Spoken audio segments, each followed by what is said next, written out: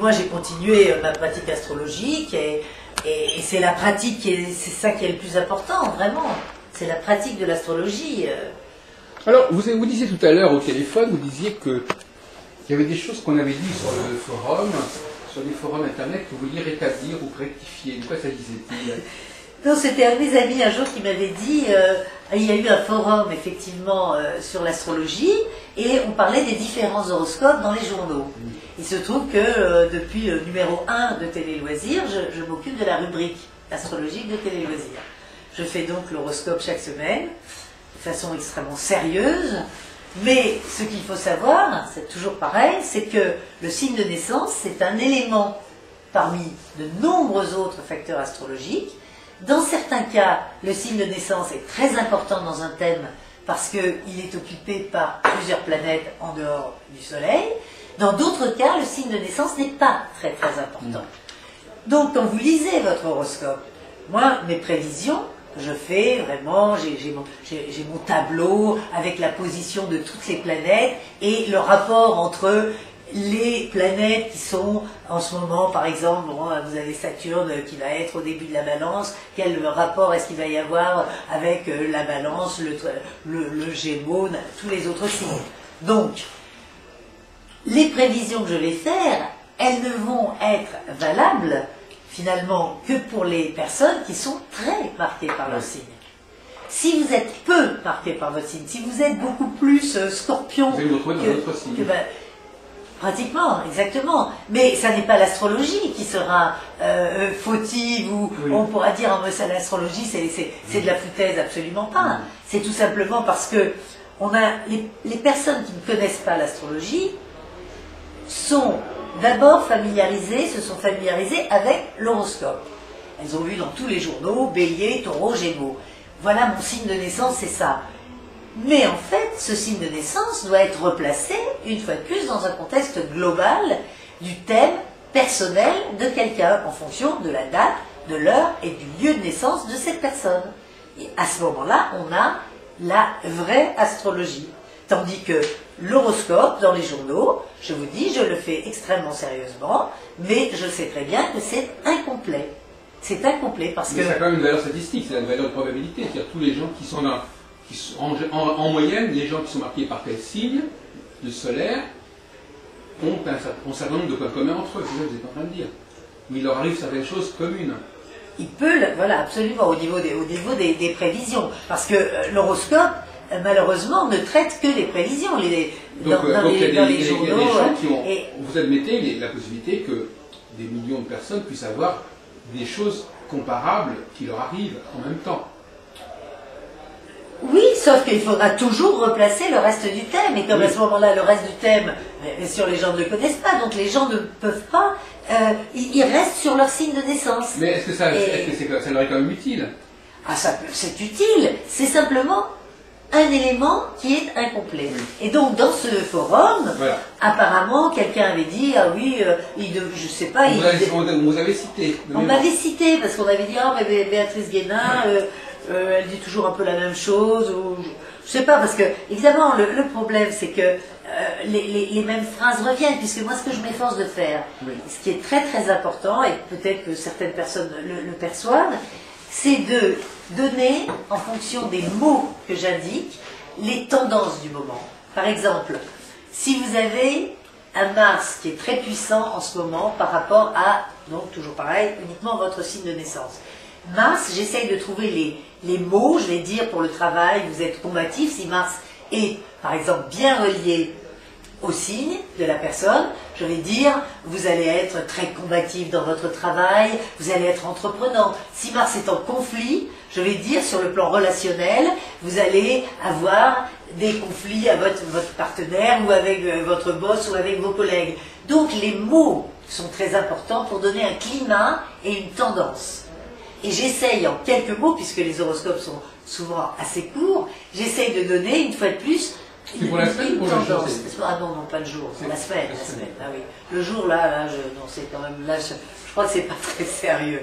Non, là c'est pas sérieux. Et alors de temps en temps, obligatoirement, les mêmes mots reviennent, les mêmes phrases, les mêmes expressions, inévitablement. Et j'aurais voulu pouvoir répondre aux personnes à ce moment-là, mais je ne savais pas à ce moment-là qu'il y avait le forum, donc c'est mon copain qui m'a dit, ah mais voilà, on a dit ça, bon mais c'était très, Oui, c'était anecdotique, c'était tout à fait anecdotique, mais ce qui est important à dire, c'est qu'effectivement, les astrologues sérieux font un horoscope par semaine, par exemple, sérieux, ou par mois, mais l'horoscope sera toujours incomplet, puisqu'il ne concerne que le signe de naissance.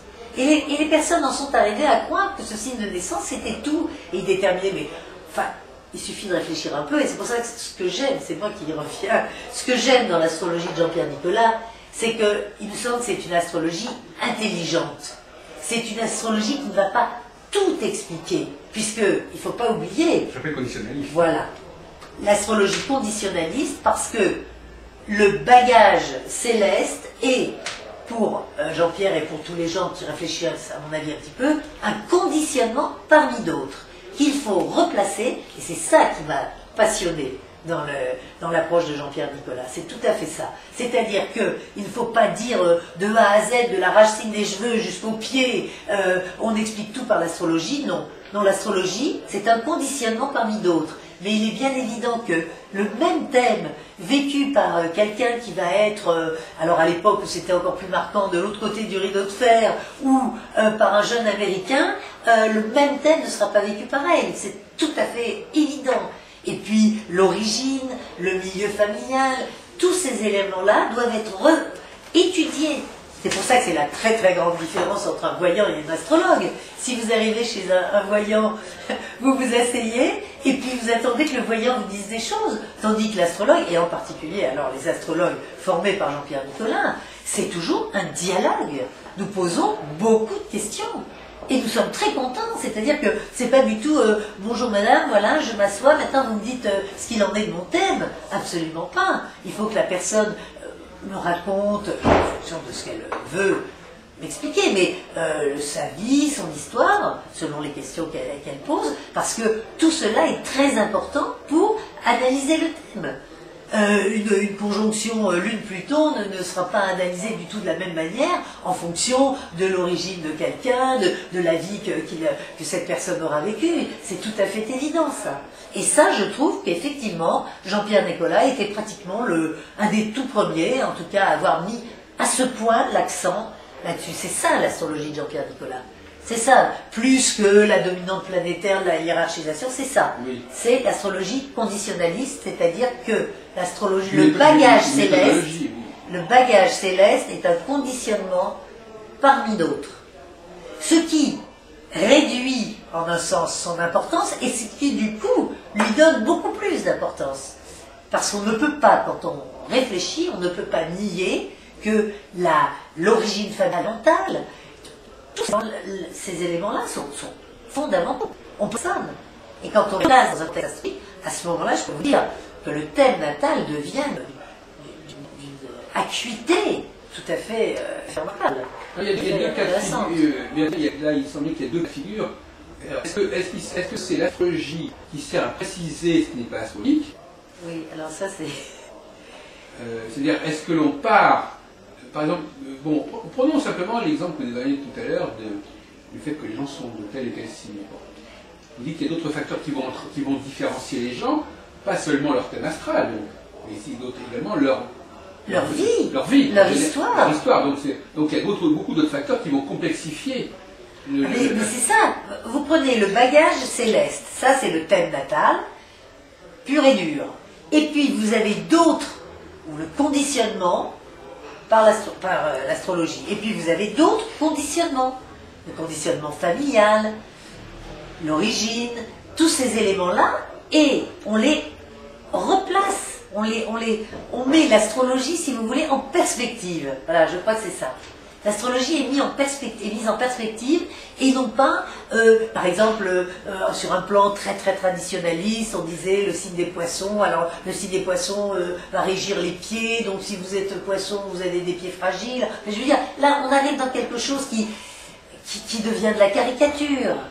Alors la symbolique est tout à fait intéressante, moi je trouve que c'est très intéressant la symbolique en astrologie, mais pour moi c'est quand même un petit peu plus anecdotique. Oui, c'est ça. C'est ça. Je crois que c'est surtout pas que vous disiez cela. Voilà.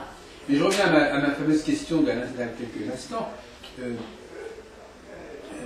Par exemple, tout à l'heure, je discutais avec... Bon, prenons le problème très très simple, hommes et femmes. Oui. Par exemple, vous êtes une femme. Oui. Vous êtes une femme, mais vous êtes astrologiquement comme ceci, comme cela. Oui. Ou bien, vous êtes astrologiquement comme ci, comme cela, et en plus vous êtes une femme. Alors, qu'est-ce qui est le point de départ? Est-ce que, on va dire, sachons d'abord ce que c'est qu'une femme, et après on va voir quel genre de femme c'est au regard de l'astrologie?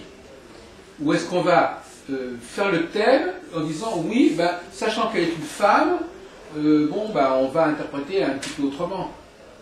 Oui, je sais pas, je trouve que ce sont des approches un petit peu compliquées.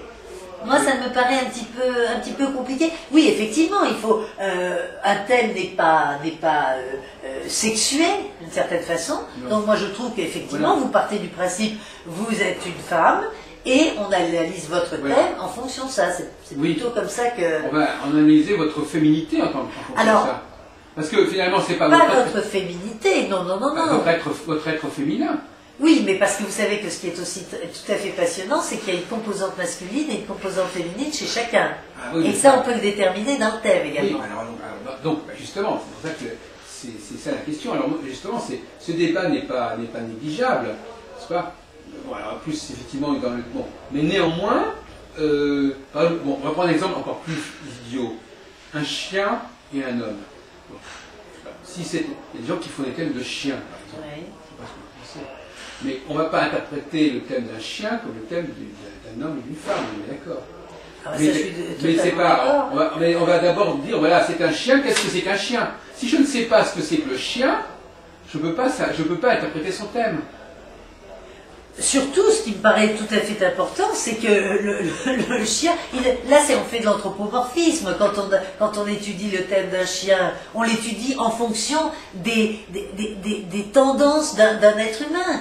Bon, c'est un être humain, un chien, mais ça a un instinct. Et c'est d'abord l'instinct qui est important. Oui. Vous voyez? Eh bien, par exemple, C'est ça. bon, donc par exemple, prenons une personne âgée, par exemple, on dit une personne âgée. Oui, Une personne âgée, vous avez la théorie des âges. oui, ah oui, tout à Vous avez, fait. vous avez une personne âgée, bon, elle a des caractéristiques propres au fait qu'elle est une personne âgée, d'accord? Et, Ah, mais moi je vois pas ça comme ça. et sur le ensuite, plan. le thème natal va préciser comment elle se vit dans cette situation. Ah non, moi je vois pas ça comme ça. Moi j'étudie la personne, peut-être dans un absolu. Je veux dire, Oui. c'est pas parce que la personne a 80 ans. Alors après, bien entendu, les préoccupations d'une personne de 80 ans ne vont pas être les mêmes. Voilà comment je formulerai la chose. Parce que vous parlez des caractéristiques d'une personne âgée. Moi, je vais avoir une personne de 80 ans ou 90 ans va me demander de faire son thème. Je vais faire son thème, le thème à sa naissance, bien entendu.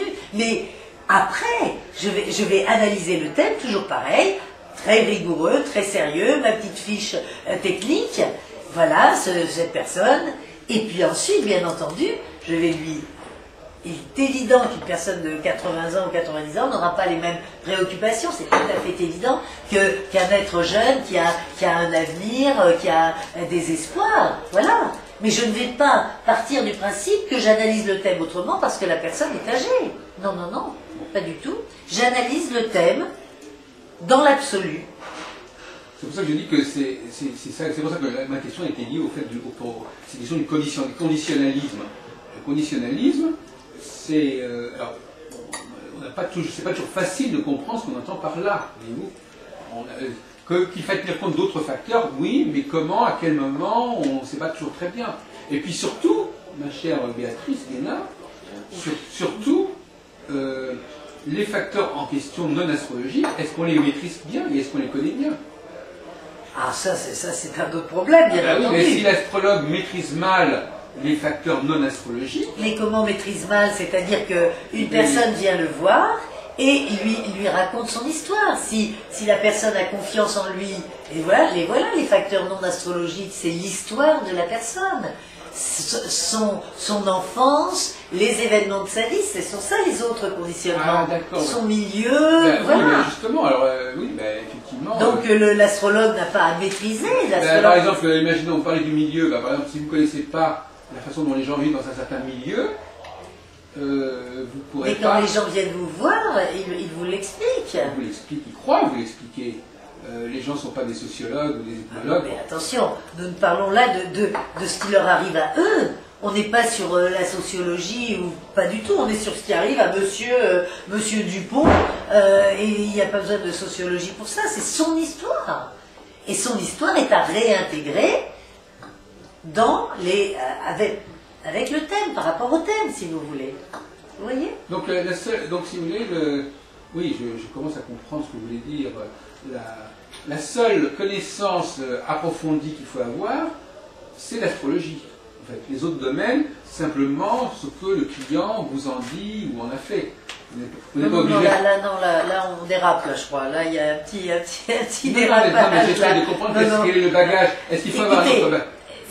Mais simplement, moi, je reste sur les éléments très simples, c'est-à-dire, l'astrologie est un conditionnement parmi d'autres. Oui. Voilà. Donc les autres éléments. Donc si on veut faire, il y a peut-être plusieurs niveaux dans l'analyse en effet d'un thème, en fonction de ce que la personne veut bien, effectivement, vous révéler d'elle-même, vous pourrez aller plus ou moins loin dans l'analyse de sa personnalité, parce que vous pourrez réintégrer ou non les autres éléments qui la marquent. Donc, par exemple, vous avez dit que vous connaissez bien les milieux psychologiques. Mettons que vous parliez avec un psychologue. Le psychologue, il ne pourrait pas rentrer dans ce genre de discussion, parce qu'il vous dirait, il y a des notions psychologiques qu'il faut connaître. Il y a des typologies psychologiques qu'il faut connaître, et vous ne pouvez pas simplement vous fier à ce que la personne vous dit. Mais il faut connaître aussi... Bien entendu. Allô? Vous appelez à quelle heure je peux passer?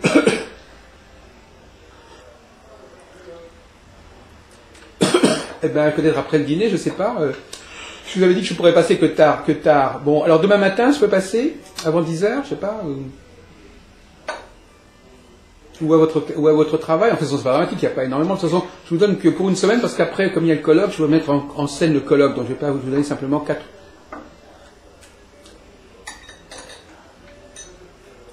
Vous partez de chez vous à quelle heure?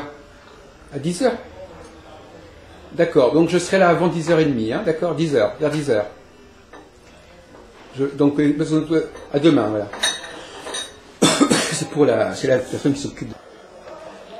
Voilà, donc, allez-y. Oui, je dis donc, ce qui me caractérise, c'est que d'une certaine façon, je n'appartiens à aucune école. J'ai donc choisi, je me suis beaucoup intéressée à ce qu'a fait Jean-Pierre Nicolas, je trouve que c'est tout à fait remarquable et très très intéressant. Puis, de mon côté, j'ai évidemment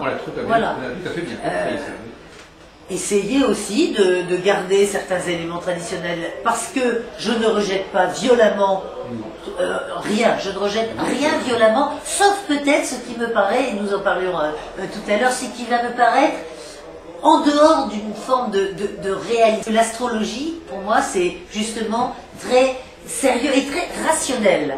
Alors que certaines personnes vont dire, voilà, l'astrologie, non, pas du tout, les sciences occultes. Pour moi, ça n'a rien à voir avec les sciences occultes. Dites-moi des choses que vraiment, j'ai tendance quand même à mettre de côté. À ne pas rejeter. Je vous disais, les vies antérieures. Vous avez oui, d'accord. Il y a quand même... L'astrologie karmique. Oui, l'astrologie karmique. Les nœuds lunaires, tout ça. Oui, absolument. Ça, complètement, la queue du dragon, les nœuds lunaires, ça je rejette totalement. D'accord, et autre chose la lune noire. Oui. Alors ça, je suis absolument... Pour moi, c'est fictif. Oui. Et ça, alors là, la lune noire, je ne me suis jamais occupée de la lune noire, jamais. Donc ça, vous avez un nombre de critères, comme ça, si c'est fictif, si c'est simplement... Exactement. S'il n'y a pas de corporéité, par exemple les nœuds, bon, ça existe quelque part mathématiquement, mais on ne les voit pas, ils ne sont pas visibles. Non, ce qui me gêne, moi, c'est l'astrologie karmique. Ah oui. Ça me gêne. C'est-à-dire que jamais je n'adhérerai à ça. Oui. C'est tout. Mais je respecte, je respecte absolument tout. À partir du moment où on n'est pas dans le charlatanisme et dans le je m'en foutisme, quand les gens font les choses avec sérieux, je le respecte, mais je ne m'en occuperai pas parce que je trouve que ce n'est pas, sérieux. Voilà. Mais alors justement, vous savez que moi je ne suis pas du tout spécialement en astrologie karmique, mais je veux dire, ce qui me paraît, ce qui amène souvent les gens vers l'astrologie karmique, c'est le fait qu'ils veuillent expliquer pourquoi ils ont ce thème-là. Oui, peut-être, oui. Pourquoi ils ont tel thème, pourquoi pas tel autre. Alors, oui, bien sûr. Pourquoi il leur arrive ça, le karma, évidemment. Pourquoi est-ce que, tout en étant apparemment, en n'ayant rien fait de particulièrement mal, pourquoi vont-ils avoir une vie faite d'épreuves, bien sûr. Mais ça, c'est presque pour se rassurer. Oui. Mais simplement, je vous dis, moi, je fonctionne en tant que... Alors, je suis ascendant cancer. Donc, ce qui donne une dimension évidemment beaucoup plus... Vous êtes quand même cancer, malgré les rapports dans le guide. Ah oui. Vous précisez d'ailleurs. Oui. Donc, Béatrice Guénin n'est pas née en juillet, elle est née en septembre. Exactement. Et 47. en plus, le 11 septembre.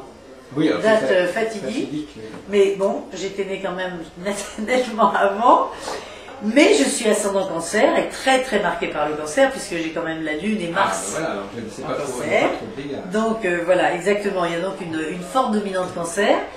Mais cette dominante cancer, je crois que je vais l'utiliser plus sur un plan par exemple de psychologique, c'est-à-dire dans la façon de mener l'entretien avec quelqu'un ou à travers par exemple le courrier. C'est encore beaucoup plus difficile puisque la personne va vous lire, vous n'êtes pas en face de la personne, il faut donc être encore beaucoup plus délicat dans la manière de dire les choses. D'autres personnes vont le lire aussi. Et puis aussi d'autres personnes vont le lire, absolument. Mais mon intuition, je ne vais pas l'utiliser au premier niveau de l'astrologie. L'astrologie, je la ferai en virginienne, avec la rigueur, le sérieux dont je vous parlais tout à l'heure. Ensuite, le côté cancer, l'intuition, il faut que je perçoive... Comment faire passer les choses. Exactement. Ce qu'on peut dire ou ne pas dire à une personne. Il faut toujours essayer de dire la vérité. C'est exactement comme un médecin. Certains médecins sont brillants, mais ils ne sont pas humains et ils font mal quelquefois dans la manière dont ils disent abruptement. Alors là, c'est encore tout un sujet. Certains vont dire qu'il faut dire la vérité brutalement, d'autres qu'il faut enrober. Moi, je pense que sur le plan de l'astrologie, c'est la même chose. Il faut toujours respecter peut-être une forme de vulnérabilité, parce que lorsque quelqu'un vient voir un astrologue, c'est très souvent qu'il est tout de même en état un petit peu de détresse. C'est assez rare que quelqu'un aille voir un astrologue uniquement sur un plan... C'est quand même assez rare, disons, n'est-ce pas? Alors, il y a les colloques, les conférences, les réunions d'astrologie qui sont très intéressantes sur un plan plus de l'intellect ou de la théorie astrologique. Mais lorsque quelqu'un vient voir un astrologue, c'est surtout parce qu'il est un petit peu malheureux, quoi. Il est malheureux, il est mal dans sa peau, il est en détresse et il faut être humain, il faut... avoir peut-être que le cancer me donne, peut-être, c'est possible, de la compassion. Je ressens beaucoup les souffrances. Oui, de l'empathie. Tout à fait. Oui, une graphologue avait fait analyser mon écriture, puisque j'ai fait aussi un petit peu de graphologie, grâce à Françoise Hardy d'ailleurs, et qui elle a été beaucoup plus loin que moi en graphologie. Et on m'avait parlé d'empathie, en effet, dans mon écriture. L'empathie me paraît absolument fondamentale. Mais elle n'empêche absolument pas, il y a cette dualité en moi et dans ma pratique, elle n'empêche pas l'objectivité. Voilà. Je vais vous poser une question un petit peu, peut-être vous énerver, mais quel genre de femme êtes-vous? Quel genre de femme? Ben oui, parce que est-ce que l'astrologie permet de savoir, bon, moi je suis un homme, oui. Je rencontre une femme, est-ce que l'astrologie permet de savoir le genre de femme que vous êtes? Ou est-ce que vous allez me dire non, le genre d'individu mais pas de femme? Est-ce que par rapport aux traits féminins caractéristiques, il y en a certaines qui sont plus forts chez vous et moins forts chez vous? Est-ce que ça me permet... Je reviens à ma question, je suis assez persévérant, ça n'a rien à voir avec Nicolas, ma question. Non, pas du tout, alors là, on est d'accord. Je vous dis, effectivement, moi je considère que d'abord, quelque part vous êtes une femme, vous avez certaines tendances innées en vous en tant que femme, et peut-être que par l'astrologie, il y a des éléments qui sont corrigés par l'astrologie. Mais maintenant, si pour vous la notion d'homme et de femme n'est pas pertinente, la notion d'homme et de femme est très pertinente, puisque même je trouve qu'il y a quelque chose qui est intéressant, c'est la composante masculine ou la composante féminine dans un thème natal. Par exemple, j'ai une conjonction Lune-Mars en Cancer. Donc la Lune est censée être le symbole de la féminité, et Mars, si on est très premier degré, de la virilité, de la masculinité. Et moi, il m'a toujours semblé, dans mon comportement féminin, alors là aussi, on réintègre d'autres éléments, j'ai eu des frères, ça aussi, c'est fondamental. Je veux dire que si vous avez eu que des sœurs ou des frères, ça va déjà changer un petit peu votre approche. Et moi, il me semble que mes frères m'ont justement beaucoup apporté, en plus ils étaient plus âgés que moi. Et vous avez une assez masculine, d'ailleurs. Oui, peut-être, oui. Justement, je n'aime pas le côté femelle chez une femme. Vous voyez, vous me demandez quel genre de femme je suis. J'espère être très féminine, mais je n'aime pas le côté femelle. Je trouve qu'on apprend énormément avec des hommes. Je trouve que ce qui est fort, moi, souvent, ça ce serait plutôt un petit conseil psychologique, c'est de dire à des femmes, essayez d'avoir un ami, un vrai ami homme, pour autant qu'on puisse avoir un ami, puisque quelquefois on dit qu'il y en a toujours un des deux qui souhaite aller un petit peu plus loin, mais un copain homme qui vous indiquera ce qu'est l'univers masculin, parce qu'effectivement, l'univers masculin et l'univers féminin sont très différents. Et pareil, un garçon, un homme, d'avoir une amie, une vraie amie, fille, une femme, qui lui dira ce que c'est, puisque souvent, beaucoup de problèmes, et ça on se retrouve, puisque moi, ce qui me passionne, c'est de pouvoir faire l'analyse des couples, d'être un petit peu conseillère conjugale. Parce que tout à l'heure, quand vous me disiez, moi je m'intéresse beaucoup à la question des hommes et des femmes au niveau psychologique, et quand on me disait par exemple qu'il fallait faire attention à ce qu'on disait à l'autre, oui. C'est un trait qui est assez féminin, oui, c'est vrai. De souvent être une certaine franchise.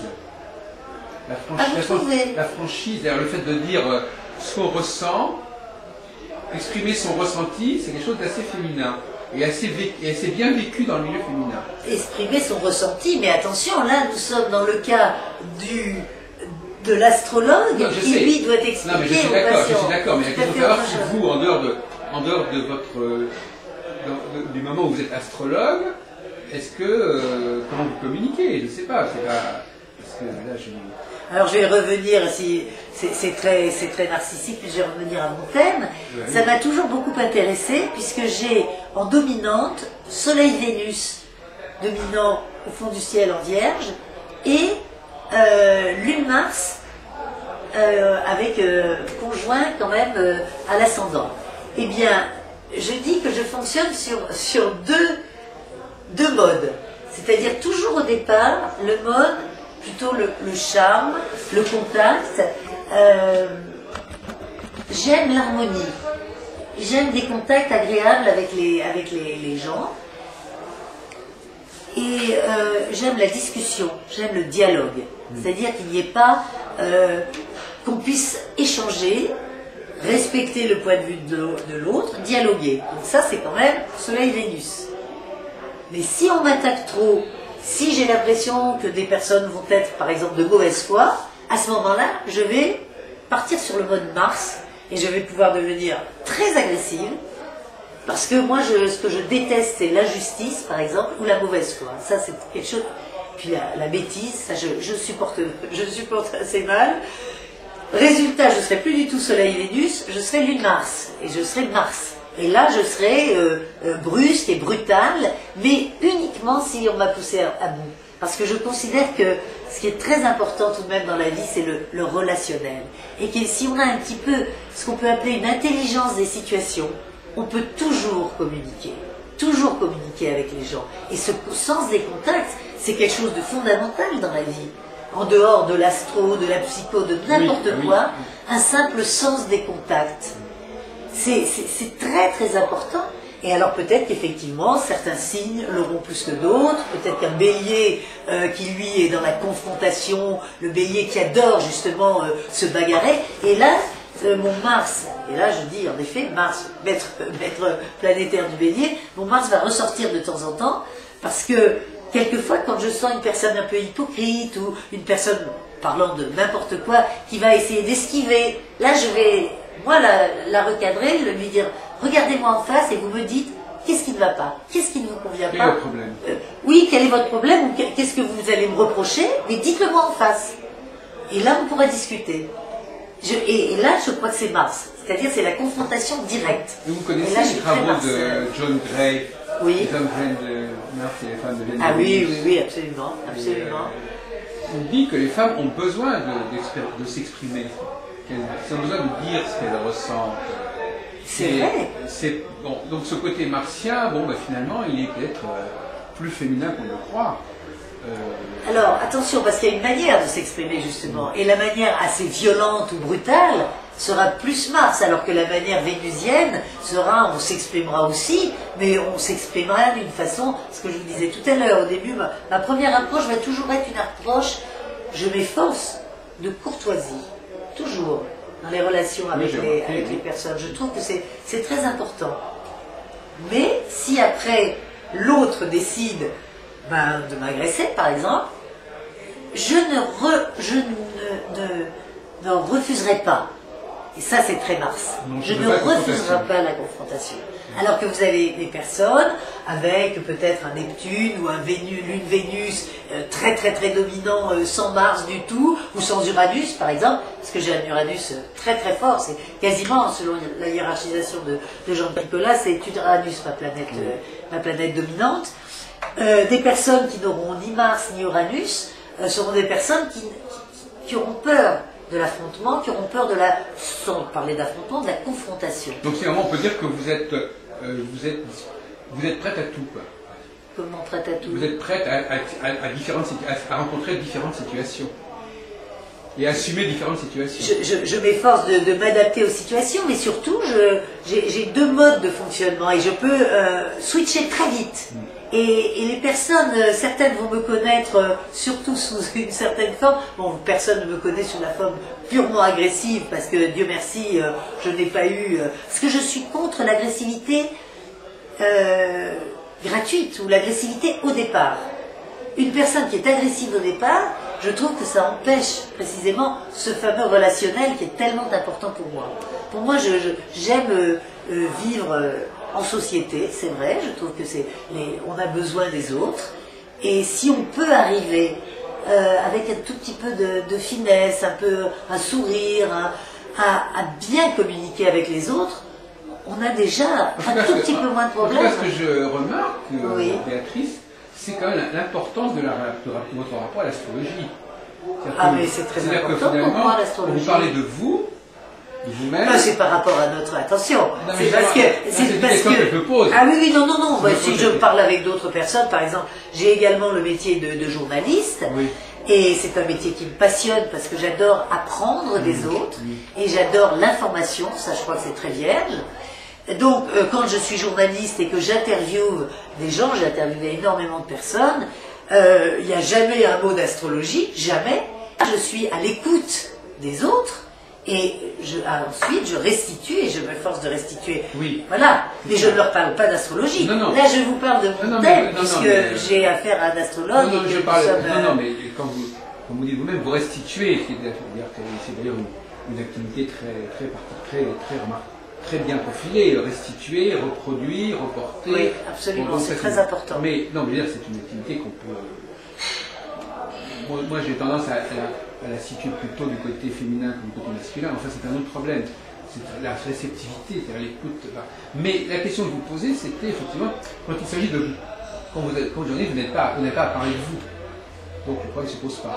Mais quand vous parlez de vous... Ah, mais je ne me réfère pas à l'astrologie, non. Oui, voilà, c'est ça. Là, je m'y réfère parce que pour le public, pour les personnes qui nous écoutent, pour certaines personnes qui... En tout cas, vous vous trouvez bien dans l'astrologie, quand même, on peut dire le contraire. Ah dans mon thème, bien sûr. Oui, bien. Donc, mais tout à fait, sinon je n'aurais pas fait d'astrologie, parce que je peux vous dire que la première fois que j'ai été mise en contact avec l'astrologie, c'était donc avec la rédactrice en chef d'Horoscope de l'époque. Une fille tout à fait remarquable qui était la première qui m'a appris Oui, d'accord. Christine Marquis. Oui. Christine Marquis, et qui m'a fait connaître Jean-Pierre Nicolas ensuite, et elle m'a fait mon thème natal. Moi, j'avais toujours fait de l'introspection, je m'étais toujours intéressée effectivement à, je vous l'ai dit déjà une dizaine de fois, à la psycho. L'introspection était un élément, quand j'étais jeune, que je pratiquais beaucoup. Elle ne me connaissait pas, elle ne m'avait jamais vue, et elle a fait mon thème natal, et c'était extrêmement précis sur le plan de... Comment s'appelait cette personne? Christine Marquis. Elle était astrologue également. Bien sûr, elle était astrologue et rédactrice en chef du journal Horoscope. Donc elle vous a étudié votre thème en fait. Absolument. Ah oui, d'accord, intéressant. C'est comme ça que j'ai été en contact, si vous voulez, ensuite. Donc j'ai fait des traductions. Et ensuite, grâce aux cours que j'ai pris avec elle, et puis après, j'ai vu Jean-Pierre Nicolas. Ce nom n'est pas très connu. Comment? On ne parle pas tellement de Christine Marquis. Ah non, pas du tout, mais elle était vraiment avant tout rédactrice en chef de l'Horoscope. Parce que c'est vrai et c'est une fille, ah tout à fait. Alors là, absolument, là je l'ai perdue de vue depuis quelques années, mais c'est elle qui m'a appris, et qui m'a appris surtout justement, et ça aussi c'est très important, j'en parlais tout à l'heure par rapport aux horoscopes de Télé Loisirs, à trouver le mot juste. Oui. C'est elle qui m'a appris. Quand on a Jupiter. Elle vous a corrigé, elle vous a. Elle m'a appris au niveau astrologique, oui. Puisque lorsque j'ai commencé à travailler à Horoscope, elle me formait. J'ai donc été tout de suite au travail astrologique et en même temps je poursuivais mes études d'astrologie, mais je faisais des articles d'astrologie avec elle. Très tôt à faire de l'astrologie en fait. Oui. Non, dès que vous avez appris l'astrologie, vous avez commencé déjà à en faire profession. C'est-à-dire oui, en tout cas oui, à travers les articles d'Horoscope, du journal Horoscope. C'est assez remarquable comme situation. Et c'est elle qui m'a... Oui, peut-être. Et c'est justement elle qui m'a appris à traduire en mots les climats. Quand vous avez une influence jupitérienne, une influence de Mars, une influence vénusienne, de trouver les mots qui vont avec chaque influence, avec chaque climat. Et ça, c'est extraordinaire, parce que vous pouvez justement avoir quelques malheureuses lignes dans un journal, et malgré tout, retranscrire le climat de la semaine. Et l'important pour moi, c'est que les personnes se disent, ah ben tiens, c'est ce que je vis actuellement, un climat et du relationnel, mais pas dans mon horoscope. On ne trouvera pas, vous recevrez, ça je crois que c'est très vieux, mais vous recevrez une lettre le 8, des choses, mais absolument. Donc finalement, on en revient à cette idée que quand on décrit correctement un climat, certes, c'est pas très précis, mais c'est quand même vrai. Absolument. Ça reste vrai pour beaucoup de gens, même si après on peut préciser, mais quand même une vérité qui n'est pas contestable. Exactement. On peut affiner, mais voilà. Même quand on n'affine pas, c'est quand même vrai. C'est vrai, c'est incomplet si on ne parle que du signe, voilà. Mais c'est vrai. Non, parce que ça pourrait être incomplet et faux. Oui, non, c'est incomplet et vrai. Oui, c'est ça. Enfin, c'est pour moi, bien sûr. Oui. Et d'ailleurs, si ça me paraissait incomplet et faux, je ne le ferais pas. J'ai besoin absolument de m'impliquer dans ce que je fais, complètement. Vous pourriez dire c'est incomplet et puis il faudrait compléter. Mais là, vous dites quand même c'est incomplet, mais ça peut quand même fonctionner comme ça, tel quel. Ah. Pour une indication. Oui. L'horoscope de la semaine, c'est une indication. La personne va intégrer cette information dans son vécu, dans son histoire. Puis quand on parle de l'horoscope, là, on est sur l'horoscope, n'est-ce pas? On n'est pas du tout sur l'analyse d'un thème natal. C'est tout à fait différent. Donc l'horoscope, c'est quand même, il faut bien, moi je le fais de façon très sérieuse, mais je sais très bien que c'est reçu d'une manière un peu ludique. Ah, ça aussi, c'est vrai. C'est ludique pour les gens. Ils regardent, alors s'ils sont dans une période difficile, et puis en plus ils ont toujours envie, ah vous allez me dire quelque chose de bien, ou si mon horoscope est bon, je le crois, s'il est mauvais, je ne le crois pas. Oui. Alors que mon rôle, il me semble que mon rôle, c'est précisément de dire si ça va être bien ou pas bien, si le climat va être positif ou pas positif, et dans la mesure où le climat ne sera pas positif, d'essayer de donner un petit conseil pour améliorer les choses. Par exemple, de dire, voilà, vous avez un Mars très fort en ce moment, vous allez être hyper agressif avec votre chéri. Parmi les choses que je suis obligée de répéter, votre partenaire, votre chéri, votre bien-aimé, Voilà, et essayez de mettre un peu d'eau dans votre vin, essayez de faire un petit peu attention. Mais ne jamais, surtout, mon Dieu, ne jamais mentir. Par exemple, j'ai un souvenir, parce que à la salle, vous voyez, les choses commencent à arriver. Oui, ça prend toujours un petit peu de temps, dans toute interview d'ailleurs, parce que quand moi j'étais journaliste, je remarquais ça. Très souvent, c'était dans le dernier quart d'heure qu'on arrivait à dire des choses. Et j'avais été profondément choquée une année dans un hebdomadaire féminin. Il y avait, au moment évidemment du début de l'année, l'horoscope de l'année, et la rédactrice en chef avait cru bon de préciser dans notre journal, vous n'aurez que des bonnes nouvelles. Eh bien, je trouve, déjà, je ne comprends même pas que l'astrologue ait accepté de faire cet article avec cette consigne, puisqu'il n'y a jamais que des bonnes nouvelles. Simplement, il faut arriver à dire des choses qui peuvent être difficiles, à les présenter de façon à ce que la personne puisse les digérer et ne pas être brutal, ne pas dire vous allez vous divorcer ou ça va être catastrophique pour vous, c'est stupide. Bon, la période va être difficile, pour telle raison, toujours argumenter, toujours expliquer, ce que je m'efforce aussi de faire même des horoscopes qui sont courts, de donner les noms des planètes. Ah bon, d'accord. Ah oui, dans l'horoscope de Télé Loisirs, toujours, pour que les gens sachent bien que ce n'est pas comme ça une vue de l'esprit, mais que j'ai analysé de façon sérieuse les influences planétaires auxquelles chaque signe, chaque semaine est soumis. Oui. Je crois qu'un horoscope, c'est une règle assez suivie. Ça. Ah, tout à fait. Alors, dans le journal horoscope, c'est encore autre chose, puisque c'est un journal qui s'adresse tout de même aux personnes qui s'intéressent à l'astrologie. Alors, il y a toujours des nouveaux arrivants, mais disons qu'on peut approfondir un petit peu plus.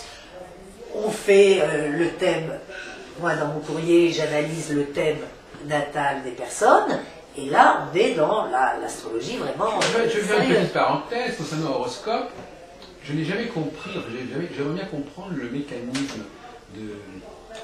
Je ne vous apprends rien en vous disant qu'à l'horoscope, 95% des articles sont écrits sur l'astrologie, mais que 90% des annonceurs ne sont pas astrologues. Ça, c'est no comment en anglais, alors. Ah oui, parce que vraiment, on ne sait pas très bien si les gens achètent le journal pour les articles de fond, ou s'ils les achètent pour savoir chez qui aller. Enfin, il y a des choses de... Ah non, là, moi, j'écris mes articles oui, voilà. De façon complètement... Alors là, ça, c'est une question à laquelle je peux absolument pas vous répondre. Non, mais les astrologues, apparemment, ont du mal à faire de la publicité. Je ne sais pas, ils n'arrivent pas, ils n'ont pas beaucoup ils n'ont pas un sens aigu de la publicité, apparemment, et l'investissement dans ce domaine-là. Alors que dans le domaine de la voyance, etc., il y a des budgets plus importants.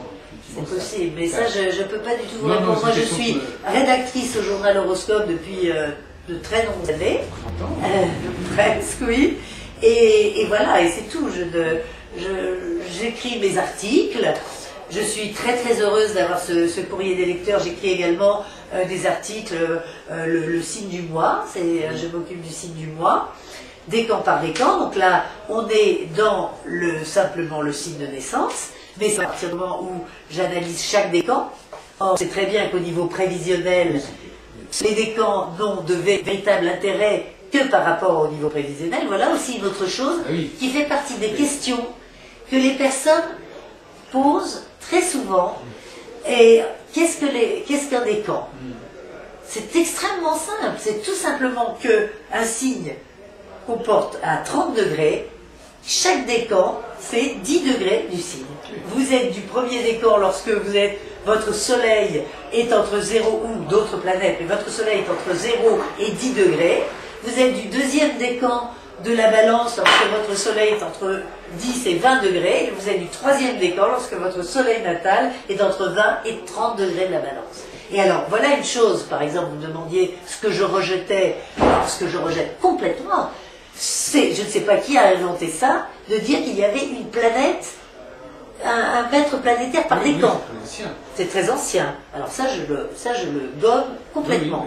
Parce qu'il y a tellement, c'est un petit peu comme en grapho. Il y a tellement de facteurs en astrologie, autant garder ceux qui sont tout de même les plus valables à l'expérience, les plus rationnels et les plus sérieux en fonction d'une réalité, si vous voulez.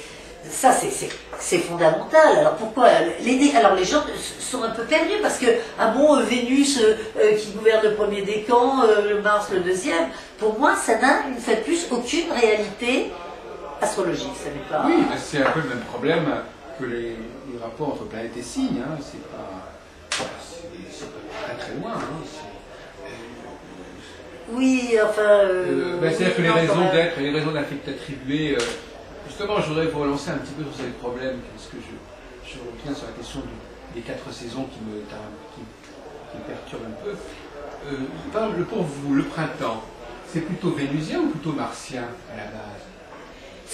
Écoutez, je vais vous répondre très juste, ce ne sont pas des questions que je vais me poser. Non, parce que vous dites que le taureau est un petit peu, comment ça s'appelle, paroxystique, comment on dit en réaction contre. Ça c'est l'astrologie de...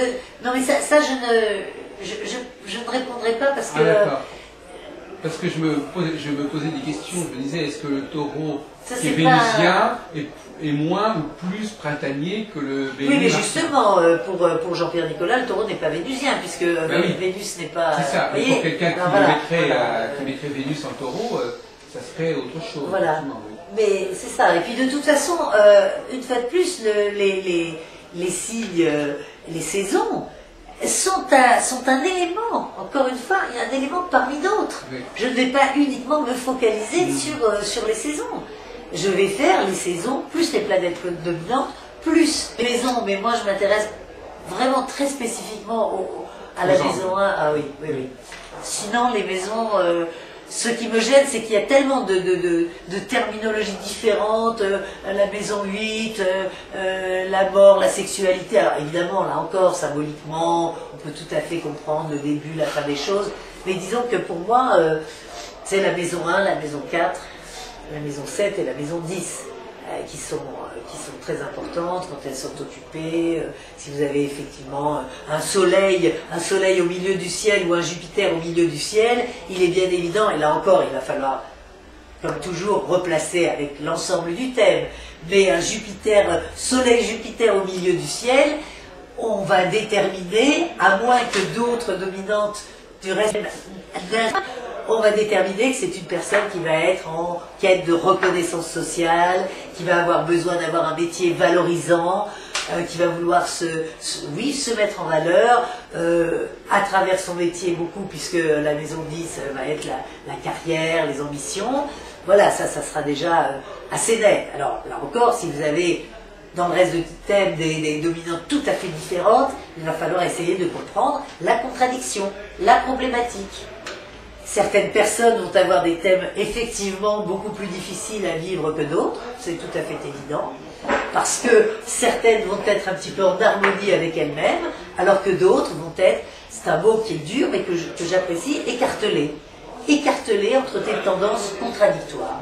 Et quand des personnes sont écartelées entre des tendances contradictoires, elles ont pas mal de difficultés à trouver un équilibre. Ça me préoccupe cette façon de voir les choses, parce que, tout à l'heure j'avais posé la question concernant le bien et le mal, est-ce que l'astrologie, qu'on pourrait imaginer une sorte d'astrologie un peu angélique, où il n'y aurait pas de contradiction, il n'y aurait pas de bien et de mal. Ça n'est pas la vie, ça. Oui, non mais l'astrologie n'est pas forcément le reflet de la vie. Ah, pour moi si. Voilà, c'est ça la question.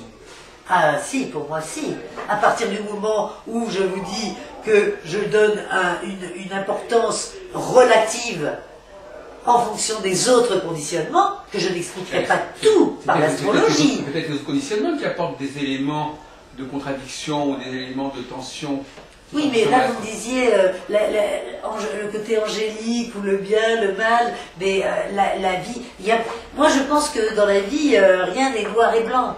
Justement, c'est un peu ce que, dès qu'on essaye d'avoir... moi, je ne dis pas que l'astrologie est une science, mais je dis que l'astrologie est une science humaine. Et ça, c'est une différenciation qui me paraît extrêmement importante.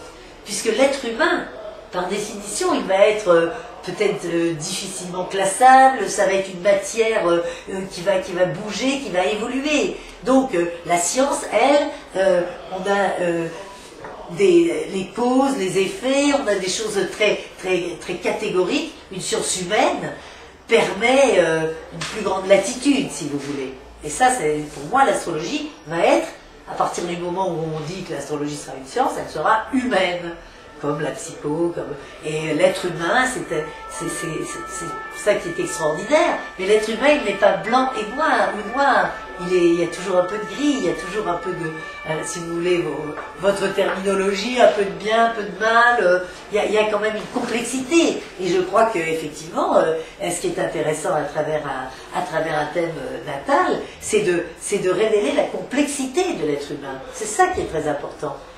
Et c'est pour ça que le signe de naissance va réduire la personne à un seul élément, alors que le thème, au contraire, le thème dans sa globalité, va montrer combien la personne peut être complexe. Il y a quand même très peu... On pourrait presque dire, en jouant sur les mots, que le thème natal est le conditionnement du signe natal. C'est-à-dire qu'il apporte des éléments complémentaires par rapport à l'information donnée par le signe solaire. Oui.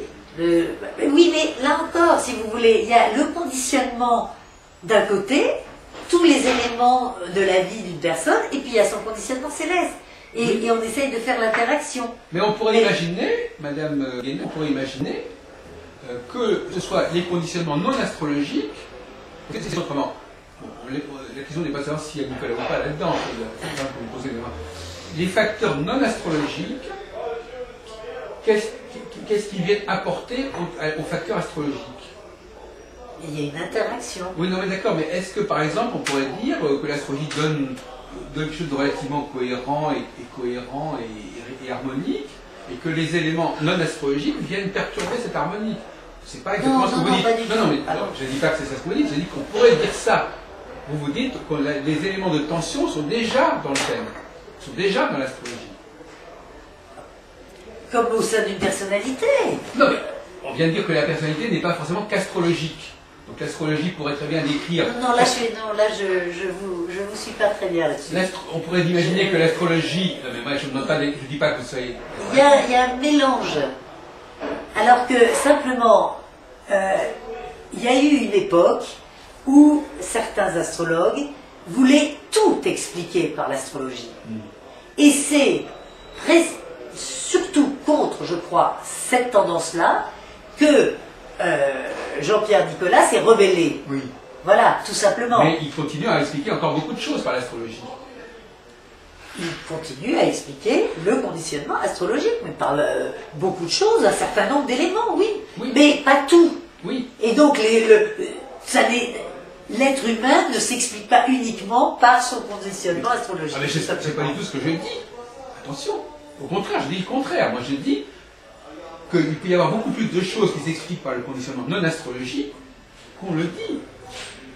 Que l'astrologie pourrait se contenter d'expliquer certaines choses selon une sorte d'harmonie cosmique relativement cohérente, et que c'est le conditionnement non astrologique qui viendrait perturber cette harmonie. Mais pourquoi perturber? Parce que, comme vous dites vous-même, à la vie, les choses, apparemment, les choses... Moi, je suis dans l'explication. On expliquera un être humain en fonction de ses différents conditionnements. Voilà.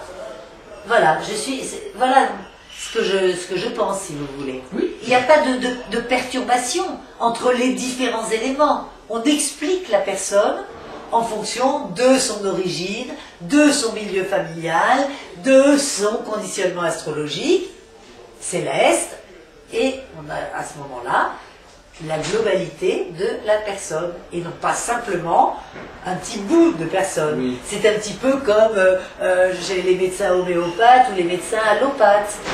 Le médecin homéopathe va s'efforcer d'expliquer un terrain et d'expliquer de comprendre les problèmes physiques et éventuellement de santé d'un patient dans la globalité. Tandis qu'effectivement, on craint un petit peu de temps en temps avec la médecine allopathique que ce soit trop morcelé. Ouais. Voilà, et ben on se retrouve de la même manière, c'est-à-dire Ouais. il y a le conditionnement astrologique et les autres conditionnements. Le conditionnement céleste, je crois que, comme le dit Jean-Pierre, et les autres conditionnements. Mais je pense Et que on arrive à une globalité. Oui, non, mais c'est ça, on arrive à une globalité. Et moi je pense que pour Jean-Pierre, l'astrologie traiterait de questions qui relèvent d'une systémique, si vous voulez, d'une cohérence, d'une harmonie, d'une simplicité, Oui. et que par conséquent, s'il y a des facteurs, d'autres facteurs qui rentrent en jeu dans la personnalité, il faudrait les chercher ailleurs que dans l'astrologie. Notamment, par exemple, s'il y a des difficultés, des problèmes, des pathologies, des tiraillements, etc., ce ne serait pas l'astrologie qui rendrait compte, ce serait justement les conditionnements autres qu'astrologiques. Oui, par exemple, moi je ne pratiquerai jamais l'astrologie médicale, par exemple. Parce que Voilà. je pense effectivement que là, c'est à la médecine qu'il faut s'adresser. Et vous savez qu'il y a aussi une médecine liée à la thérapie, et aussi une psychiatrie aussi, hein. Il y a une psychopathologie. Donc le médical, pour vous, c'est uniquement le physique, l'anatomique, mais au niveau psychique, vous considérez que l'astrologie a son mot à dire, même quand il y a des pathologies. Je pense qu'il faut être très prudent. Je pense que dans ces domaines-là, il faut être très prudent. Oui. Très prudent. L'astrologie, là, ne peut pas, là encore une fois, ne peut pas tout expliquer. Il y a des petits éléments qui peuvent être indicatifs, mais quand on arrive dans vraiment une pathologie ou un côté psychanalytique, là, il faut déléguer, là, vraiment. Ce n'est Oui. pas l'astrologie qui Ça. va... mais ça me paraît un peu... Enfin, il me semble que c'est évident qu'il faut être quand même très, très prudent dans ces domaines-là. Il faut respecter aussi chaque spécialité, Voilà, c'est ça. voilà. C'est pour ça qu'il faut établir des frontières. Dire, voilà, l'astrologie s'occupe de certaines choses et pas d'autres. Effectivement, c'est nous. C'est-à-dire qu'il faut quand même si on globalise, je pense que la nature même de l'astrologie... C'est une formulation. Vous le formulez comme ça en parlant de frontières. D'autres vont dire c'est un conditionnement parmi d'autres, ce qui veut bien dire que ce n'est pas le seul. Voilà. Oui, mais alors quel est l'apport du conditionnement astrologique? Qu'est-ce qui est propre au conditionnement astrologique? Si quelqu'un vous dit, voilà, admettons, pour rencontrer quelqu'un qui n'est pas astrologue, qui ne croit pas spécialement à l'astrologie, vous lui dites que l'astrologie c'est un conditionnement intéressant, il va vous répondre, qu'est-ce que c'est que ce conditionnement? Qu'est-ce qui va éclairer de mon être, ce conditionnement-là en particulier? Et qu'est-ce que vous répondriez, vous? Ah, bah écoutez, moi je peux vous répondre à ma façon, mais comme je ne pratique Oui. pas la même astrologie que vous, c'est pas... Alors dites-moi, parce que je trouve que c'est intéressant. Je ne pense pas que vous soyez satisfaite par ma réponse. Dites-moi, parce qu'il faut aussi un dialogue, ça Oui, bien m'intéresse. sûr, bien sûr. Moi, je crois que je sais pas, parce que vous êtes pressé, donc on va pas... Il faut savoir, si vous dites en dehors du temps, on n'a pas de temps. Si on n'a pas de temps... Ah bah dites-moi, il est 8h moins 20. Non, mais je veux dire qu'on peut pas... C'est pour ça que je dis, on peut pas On a démarrer... parlé pendant on peut pas démarrer, 2 heures, on peut pas c'était démarrer... Non, je crois pas. 1h30. Oui, maximum. 1h30, oui. Oui. Mais on ne peut pas... moi, personnellement, j'aurais tendance à dire que il y a beaucoup de... Il y a beaucoup de choses qui existent dans la réalité et qui ne relèvent pas de l'astrologie, voyez-vous, hein, ou qui relèvent de ce que je pourrais appeler l'astromancie. C'est le problème. C'est-à-dire qu'il y aurait une astrologie qui serait relativement structurée, cohérente, relativement claire, et puis, quand on passe à la pratique de l'astrologie, là, ça devient beaucoup plus complexe. Et il y a d'abord d'autres facteurs que l'astrologie qui interviennent, ce qui fait que... et puis, il y a éventuellement des utilisations de l'astrologie ou d'autres formes qui viennent également s'ajouter, parce que, comme on l'a dit tout à l'heure, il y a des formes d'astrologie qui peuvent être divinatoires. Et à ce moment-là, ce que je voudrais vous dire, et c'est un peu la conclusion, enfin, sur le point, c'est que la consultation n'est pas, par définition, justement, le lieu de la démonstration de l'astrologie, puisque précisément, elle va être englobée dans un ensemble. En fin de compte, on ne peut pas prouver l'astrologie dans la consultation, puisque précisément, comme vous l'avez dit, on est dans le global. Oui. Donc l'astrologie ne se prouve pas à ce niveau-là. Et même quand vous parlez de sciences humaines, il y a des sciences humaines qui ont des qui sont plus rigoureuses que l'astrologie. Oui, avec une méthodologie, tout à fait, bien sûr, ne serait-ce que la psychologie. Voilà, donc on peut pas puisqu'on fait des expériences en psychologie.